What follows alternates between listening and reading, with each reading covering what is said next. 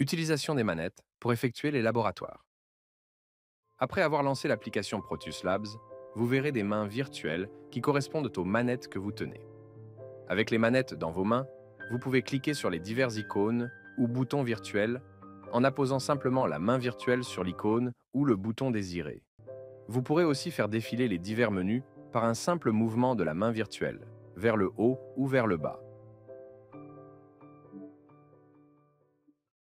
Vous pouvez aussi utiliser le petit bâton de contrôle avec le pouce droit pour faire défiler le menu de la tablette vers le haut ou vers le bas. Les petits bâtons de contrôle des manettes peuvent aussi être utilisés pour naviguer dans le laboratoire. Le pouce gauche pour aller de gauche à droite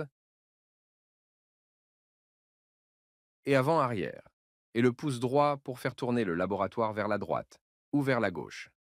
Ce type de navigation n'est toutefois pas recommandé car il peut induire le mal des transports.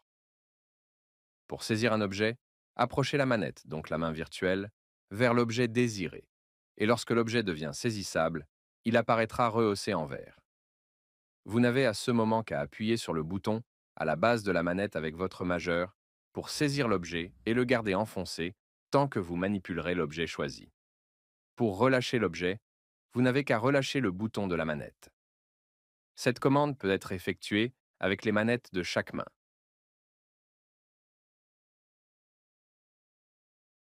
Lorsque vous devez saisir des objets de petite taille, saisir un accessoire qui se situe tout près d'un autre accessoire, ou encore positionner un objet à un endroit précis, vous n'avez qu'à aligner la petite sphère verte qui se situe au niveau du tiers inférieur du majeur de chaque main avec l'objet que vous voulez manipuler.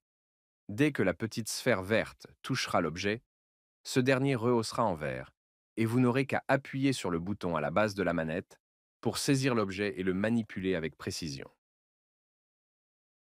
Veuillez noter que si jamais vous échappez un objet, ce dernier réapparaîtra automatiquement sur la table pour vous éviter d'avoir à vous pencher pour aller ramasser l'objet sur le plancher.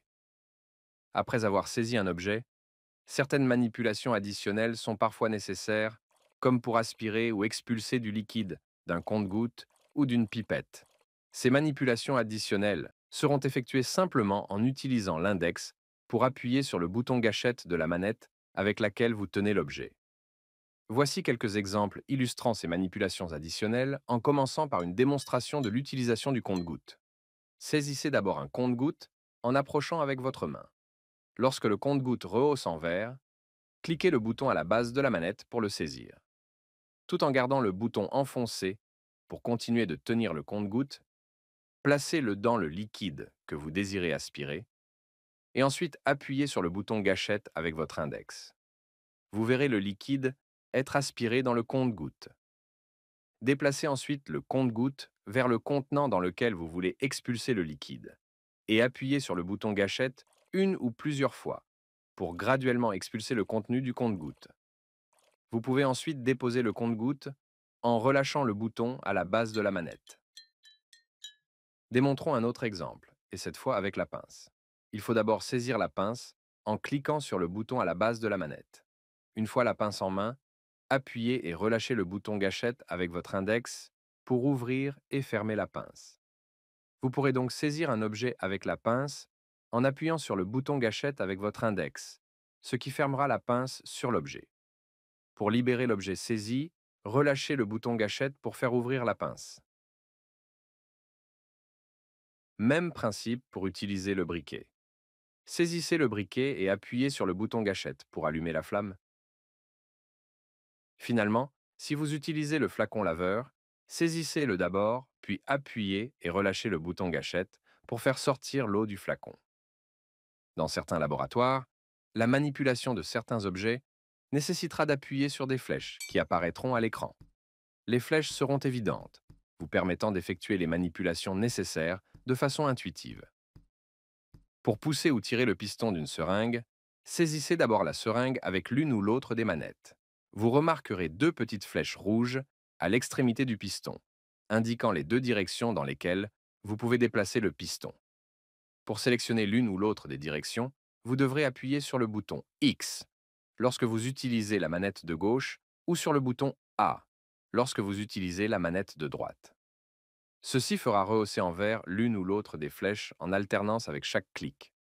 Vous n'aurez ensuite qu'à cliquer sur le bouton gâchette pour faire bouger le piston dans la direction choisie.